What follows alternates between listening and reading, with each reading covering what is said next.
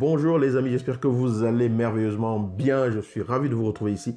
Aujourd'hui, nous allons parler de l'amour idéal et de l'amour véritable. Pour vous, est-ce que c'est la même chose? C'est quoi la différence entre les deux? Vous allez comprendre de quoi je parle tout de suite dans cette vidéo. Et avant cela, j'aimerais me présenter à vous si vous arrivez ici pour la première fois. Je suis Yannick TM. Vous êtes sur Pépites et Graines de Conscience. Et si c'est la première fois que vous arrivez ici, je vous demande une seule chose. Abonnez-vous à cette chaîne.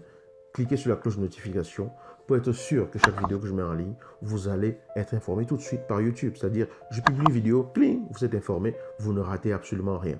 L'amour idéal, c'est celui qu'on se représente, on rêve, on se dit oui, je voudrais que mon homme soit ainsi, que ma femme soit ainsi. Voilà. Parfois, l'amour idéal, les gens pensent que, les gens se représentent l'amour idéal comme étant un amour parfait, comme étant la personne avec qui on va être, que ce soit une personne parfaite, qui n'a jamais commis d'erreur et qui n'en commettra jamais. On ne se le dit pas comme ça parce que tout le monde se dit oui, on est tous des humains, on commet des erreurs, mais dans les faits, dans la réalité, inconsciemment, on veut que cette personne soit parfaite, qu'elle ne connaisse jamais d'écart, qu'elle sache exactement tous nos besoins, qu'elle sache exactement ce dont on a besoin et qu'elle puisse venir les combler, qu'elle ne dise jamais un mot de travers, qu'elle ne se trompe jamais, qu'elle ne soit jamais triste ou qu'elle ne nous rende jamais triste, pour peu que quelqu'un puisse nous rendre triste. Ça, c'est un autre débat que l'on abordera dans une autre vidéo. Voilà.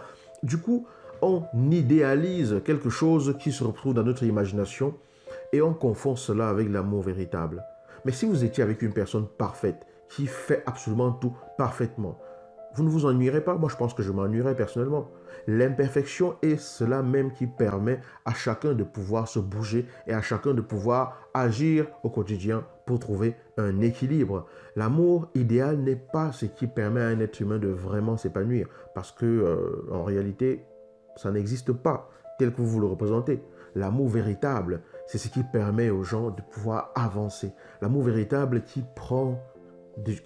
se fait du souci pour l'autre, souci dans le sens de je veille à ne pas faire quelque chose qui puisse vraiment nuire à l'autre. Je veille à ne pas faire quelque chose qui puisse entraîner la chute de l'autre. Je donne de mon mieux parce que l'autre est tellement important pour moi que je veux agir dans le sens de faire évoluer cet autre-là. L'amour véritable dans le sens de la profondeur, pas dans le sens de je viens pour prendre, mais je viens pour donner. Soyez à la quête des personnes qui sont prêtes à vivre un amour véritable avec vous. Et ces premières personnes-là, c'est vous d'abord. Est-ce que vous vous aimez véritablement? Parce que si vous vous aimez véritablement, vous ne vous retrouvez pas en train de quémander l'assistance émotionnelle d'une personne qui ne vous mérite pas. Mais après, si vous acceptez d'être dans une relation avec quelqu'un, c'est que quelque part, cette personne, à cet instant-là, vous mérite vraiment parce que les éléments qui vous auront permis de prendre cette décision, la vie, elle est comme ça. Elle est tellement juste et parfaite dans ses règles, dans ses lois universelles que voilà, on a toujours exactement ce que l'on mérite ou alors plus exactement ce dont on a besoin pour évoluer. Alors, où est-ce que vous vous trouvez actuellement dans le parcours qui est le vôtre? Expérimentez-vous l'amour véritable? Êtes-vous en train de déployer vos ailes pour pouvoir le vivre? Ou alors vivez-vous encore dans le rêve de l'amour idéal où tout est parfait, nickel, rose, bisounours, absolument aucun écueil? Je vous invite à rechercher, à vivre l'amour véritable. Parce que si vous aimez véritablement une personne, vous ne cherchez pas simplement à prendre et exiger. Vous cherchez à être au service. Et lorsque cette personne-là vit exactement la même chose par rapport à vous, il y a équilibre, il y a ce qu'on appelle échange volontaire, il y a émulation, il y a évolution, il y a croissance, il y a partage. Oui, vous allez me dire que chacun veut toujours quelque chose, mais tout est question de curseur, tout est question de jauge, tout est question de degré. Où en êtes-vous?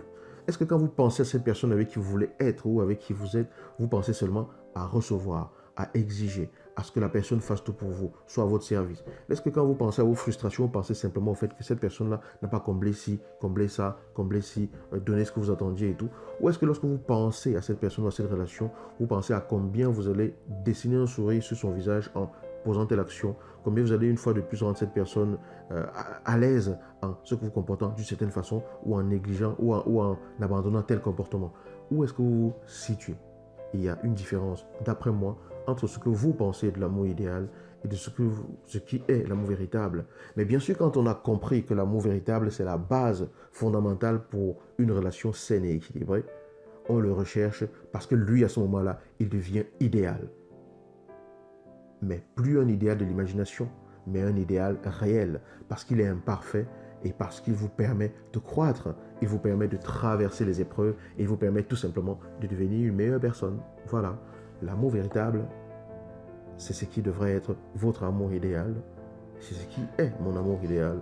Telle est ma vision actuelle des choses. Cette vision peut évoluer. Je suis libre de cela. Ce que je vous dis aujourd'hui, c'est ce que je pense aujourd'hui. Mais comme nous évoluons tous et que moi aussi, voilà, demain je penserai peut-être pareil et je partagerai peut-être demain ma vision de ce moment-là. Vous avez la responsabilité d'analyser ce que je vous partage et de voir comment cela résonne avec vous, de voir s'il y a un écho que cela trouve en vous et que cela peut vous aider à ajuster quelque chose, certains points dans votre vie. Et c'est ça le but de cette vidéo. Si c'est le cas, je vous invite simplement à dire que vous aimez la vidéo en cliquant sur le like et bien sûr à la partager si vous y trouvez un quelconque intérêt. Et si ce n'est pas le cas, et que vous m'avez regardé jusqu'ici, abonnez-vous. Oui, toi. Abonne-toi. Je vous dis à bientôt dans une nouvelle vidéo. Ciao.